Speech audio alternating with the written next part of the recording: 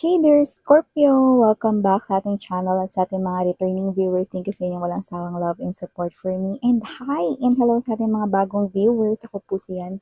Welcome po dito at sa ating lahat ng mga taga-subaybay. Maraming thank you from the bottom of my heart. So yun nga mga babes, no? If hindi nyo pa knows, meron pa po tayong other channel. Link is down below sa ating description box. So if interested, just click that link, no? Para ma-redirect na rin kayo dun sa ating other channel wherein meron tayong mga ina-upload din everyday na collective readings that's for all signs, no? Basta just take one day what resonates, guys, no? And if may cross-watcher dito si Scorpio, you're welcome there as well. At kung may Scorpio placement sa kanilang natal or birth chart, you're welcome din po dito, no? So let us see what do we have here. Messages for you, Scorpio. Archangel Michael, thank you so much. Together with the angel guides, can we get messages for Scorpio, please? What the Scorpio needs to know? Can you please show me? Scorpio. Scorpio. Messages for Scorpio, please. Scorpio.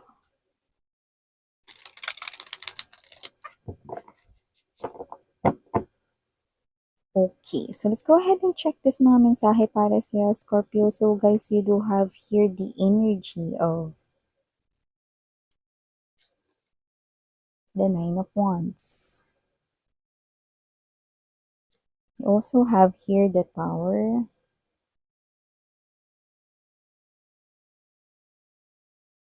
The Eight of Cups. The Nine of Coins. Could be seeing a lot of number nines. The Hermit. Ace of Swords. Bottom of the deck for Scorpio is Queen of Cups, Ace of Wands, and the Six of Cups energy. Okay? At may nagpapakita dito. Knight of Coins. Okay. Okay, so Scorpio, nakakita ko dito, no, na posibleng meron dito na friend mo kung saan nakikita ko na may kipag-usap or makikipagkita siya sa'yo and it might happen sa online muna, pwedeng sa chat ito. Pwede rin naman na text message, no. More likely, okay, in a form of a chat or a message, no, like more likely hindi phone call, no. So, not really that urgent, but this is something here na important, no? So, nakita ko dito na posibleng magkikita kayong dalawa, banding-banding, ganyan, no? Or nakikita ko dito na mukhang meron kayong pag-uusapang something exciting. You could be partnering up for a new business, like both of you, pwedeng magtatayo kayo ng negosyo ninyo, no? Kayong dalawa, no? Yung may-ari, no? Or magsisimula niyan, no? Yung negosyo na, ang nakikita ko rito, yung wala munang shop talaga na na is as in itatayo or i-build, no? Pwedeng gawin niyo ito online muna. Yun yung nakikita ko dito with the Knight of Coins energy. So, nakita ko dito ng a lot of coin energy. So, possible na hindi ito agad as in mag-boom, no? Pero pwede nyo ito na pagkakitaan or pagkunan ng kita, no? Ng matagal, no? Na panahon. So, possible na, ang ibig ko sabihin doon, no, is nakikita ko na ito ay magtatagal, pero hindi agad-agad na malaki bigla yung kita ninyo. Pero nakikita ko na magiging permanente yung kita ninyong dalawa mula dito sa inyong pagpapartneran na negosyo or meron man kayo ditong gagawin na nasasabi kong kayong dalawa, no? Yung in charge dyan. Ganun, no? So, maliban dyan, Scorpio, nakita rin ako ng energy dito, no? Yeah, may outside energy dito, no? Na posibleng, no? Excuse me lang, dumighay. Na posibleng Scorpio, no? Na gugulat siya sa mga nangyayari ngayon sa kanyang trabaho, no? So, ito ay epekto ng kanyang mga kasalanan, hindi lamang sa'yo, no? Halo-halo na ito, no? Mga kasalanan niya noon, no? Meron rin kasi siya ritong tinakbuhan noon, so hindi ko alam kung after mo ba siyang maka-relationship or bago kanya naka-relationship na meron siya ritong tinakbuhan na responsibilidad. I go.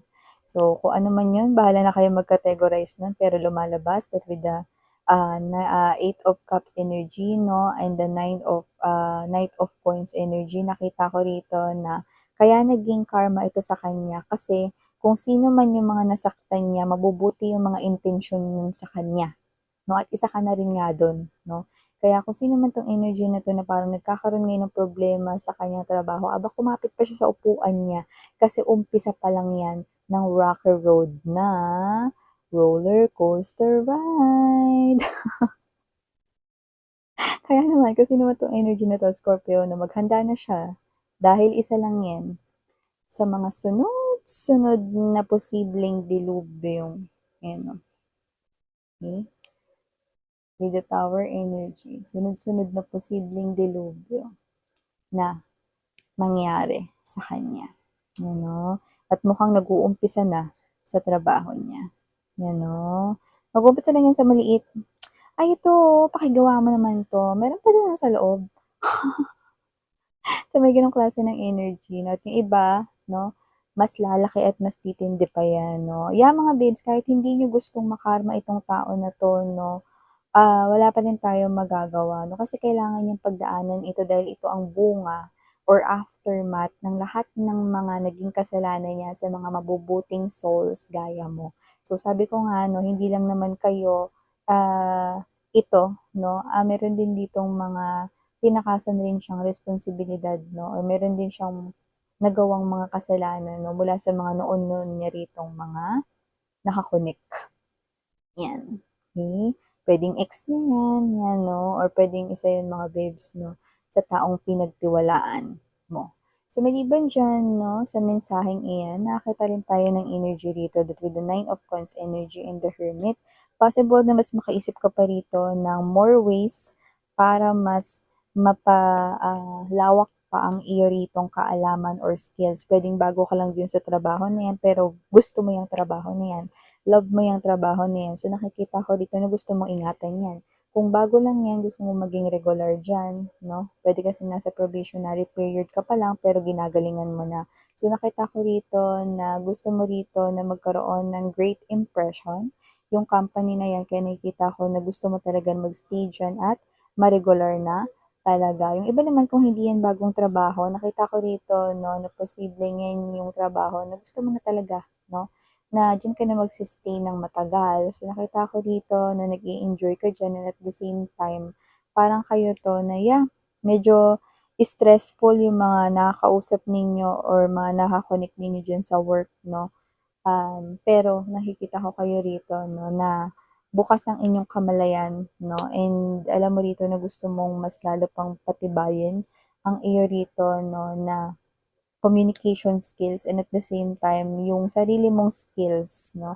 Parang yung iba gusto ninyong i-work on yung computer skills ninyo. Kahit marurunong na kayo, parang feeling mo konti pa lang yung alam mo, so you want to learn more, you know.